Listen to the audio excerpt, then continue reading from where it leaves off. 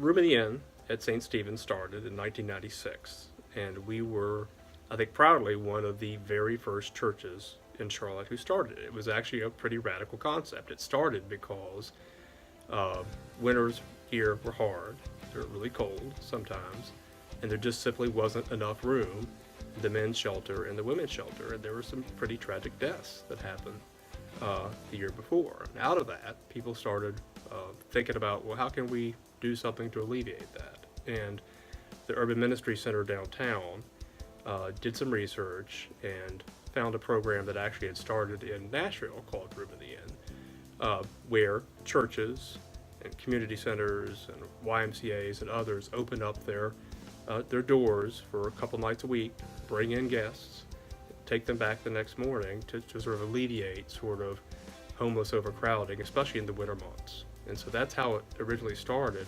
And Mike Porter, who was a member of the church at the time, actually started the program here with St. Stephen as one of the first signatories to the Room in the Inn program. And now I think they have over 140 churches who participate every year in the program.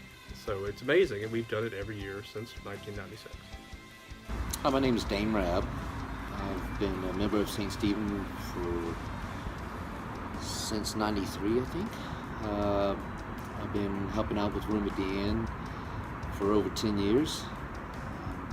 For me personally, it's a matter of giving back, being the hands, feet, and heart of Jesus. It's helping others and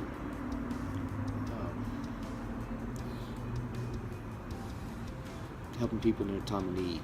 We also have a prayer box that we allow them to write down any prayer concerns that they have, and we usually pass that along in our Sunday school class. A lot of times it's gratitude for the people who have chipped in and given their time to this ministry, and a lot of times there's prayers for themselves or family members.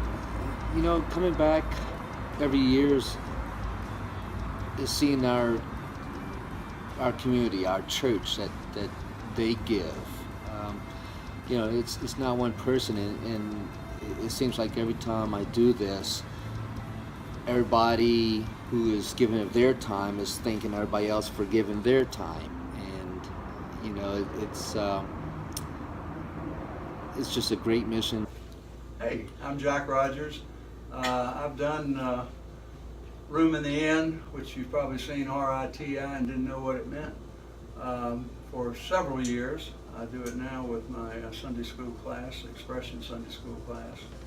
We go down, and I happen to be one of the drivers, go down to Crisis Ministry Center to pick up, and we can take up to 10 people. We have a variety of people, young, old, families. We had a 89-year-old lady that she could get around and do more than half the other ones.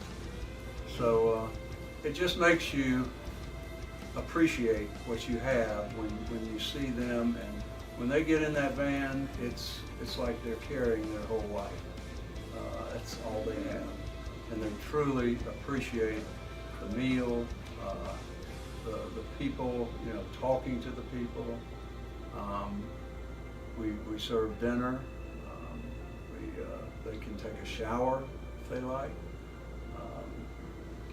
And then we have TV, we have games that they can play, and then hopefully we get some sleep. Sometimes we do, sometimes we don't. And then we serve breakfast and take them back down to the transportation center. I'd like to talk about how it affects me. I love it. It is a joy for us to do this.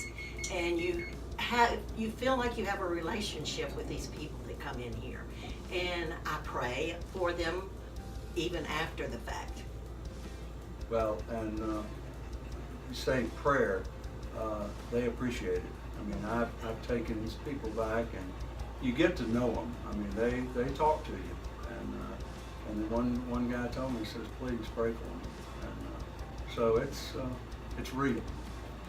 Yes, some of the strongest prayers that we've had have been the prayers that our guests Yes. say at either at our supper or at breakfast. It's not just a God is great, God is good type prayer, but you can tell it is really from the heart, and they are really appreciative of what's going on here at St. Stephen. And last month, this one lady, I saw her, we would provide upper room and a Bible. And they're able to take that if they wanted it. And she asked me, said, can I take it? I said, sure. So I think that's what it's all about right there.